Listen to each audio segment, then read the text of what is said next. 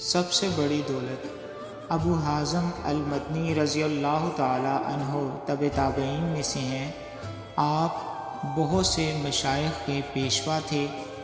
معاملت میں بلند مقام، فقر میں ثابت قدم اور مجاہدہ میں کامل روش۔ آپ سے پوچھا گیا کہ آپ کی دولت کیا ہے؟ جواب دیا، اللہ کی رضا اور خلقت سے بے نیازی۔ جو بھی رضائے حق کا طالب ہوتا ہے وہ دنیا سے مستفی ہو جاتا ہے، اور اس کی سب سے بڑی دولت رضائے خداوندی ہوتی ہے۔ غنا سے مراد غنی باللہ ہونا۔